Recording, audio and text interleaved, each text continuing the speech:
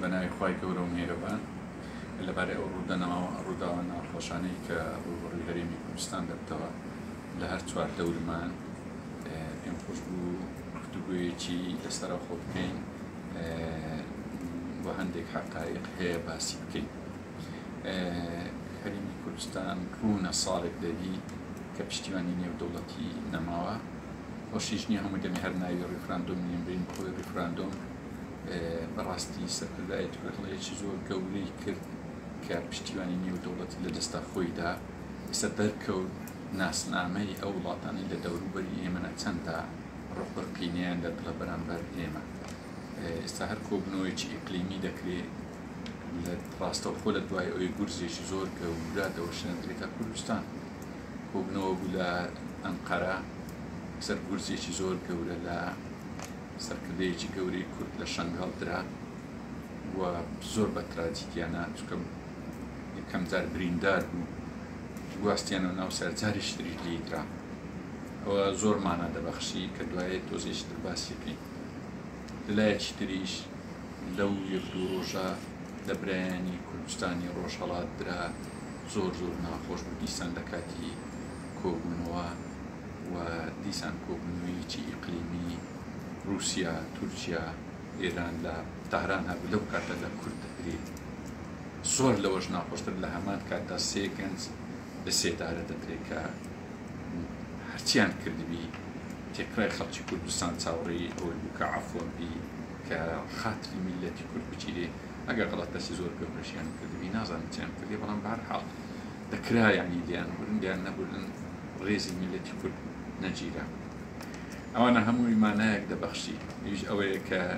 وڵاتانی دەوروبەرمان زۆر گەشیان کردێ لە ڕووی تەکنۆلۆژیەوە ئێمەی کوردیش جارێ زۆر لاوازی و پشتیوانی نێودەوڵەتیمان نەمینێ ڕاستی ئێستا هەرێمی کوردستان زۆر کەوتوتە مەترسی. ڕەنگە ساڵی ڕابردوو پێش ڕیفراندۆمە دوای ڕیفراندۆمیش باسی ئەومان کرد کە ئەو هەنگاوە دەبتەهۆی ئەوەی ئێمەیان ناڵین ئەو سەرکردایەتیانە دڵسۆز نین بەڵام بە تەکید نەشارەزا بوون لەو بارەیەوە میناتی لەگە ئەمریکا کردن ئەو هەروەک ماگۆڕێک بە سەرکردەیەکی گەوری کوردی گوتووە بووبێ ئێمە چەند ساڵە لە کوردستان ئێمە کوردستان پاراستەوە ئاگەتان لێبی بە چەند چەکدارێکی ئێوە ئەو کوردستانە نەدەپارێزە هەر تورکیا لی نەدەگەڕا کیانەکەشتان ببینی بۆ ئێستا دەبی ئاگادار بین دەوروبەرمان بووینە خاوەنی تەکنۆلۆژیای زۆر بەرز بە دەقیقی ئەهدافەکان دەپێکن. ئەنی کورد هەر بە کۆنەت سیلاحەکەی سەدەی 2050 سەدەی 20 هاتە مەیدانی دەبی بیر بکەینەوە گۆڕانکاری بەسەوەی دابینن. لە ڕاستیشدا لە سەردەمی ئێستا لە جیهان بەو دەرەجەی باوی چەکداری حرەکی چەکداری نمە میلەتانی ژێر لە سەدەبی بای ئەوەی چەکداری بەکاربێنن کە قەزەکەیان بە جیهان ڕاکبێنن پاشان نۆرەی دیبلۆماسیەت و خەباتی مەدەنی دێ لەی بەرهەمی زیاتر کەگە بووە خەباتی چەکداری داژێکران زۆر پێیان خۆشە ئێمە چەک بەرامبەر چەک بەکاربین لەبەرەوە زۆر متەفاوتترە. لەلایەکی تریش ڕاستی بە بڵێن دەبی وەکو حکوومەتی هەرێم ڕەنگە ئەو بەیاناتانی کە دەری کردبی نازان هەندێک ئیفراتی تێدا و بەڵام هیچ دەوڵەتەش ئەوەی قبول ناکە لە خاچی وڵاتی بچی هێرش پێسەر وڵاتێکی تر و لەو لایڕابێ ئەوەی ڕەنگاوە باس کرایە چەند هەموو سەرکردەکان کە ئەوە قبول نییە ڕەنگەی پەکەکەی تا ڕادەیەک باشتر بیچکە قەندی وەکوری لە تورکیایە و لە عێراق و لە ئێران هەرسی لایە وایە هەر جارجیز هیچ هێزێکیش نەگەیشتە و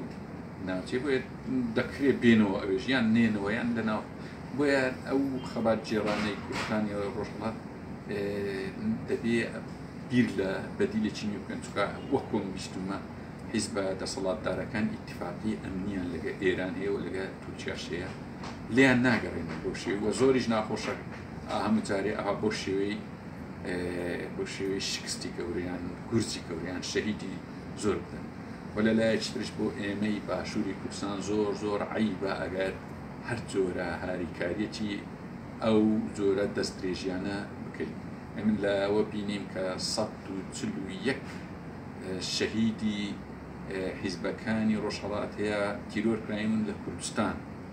لە سلێمانی لە هەولێر لە دیانە لە ڕانیە ئەو زۆر عیبە لە بۆ ئێمەی کورد 141 تیرۆر بکرێ حتما ئەوە جاسووسی ئەو دەوڵەتە جاسووسی ئێران کردیتی لە کوردستان و هەتا ئێستاش کەسێک نەگیراوی ئەوە بە معنا دەسەڵات بەوازحی لی بەرپرسیارە چ ڕاستە و خۆ چ نەڕاستەوە من نازانین چێ بەڵام چۆن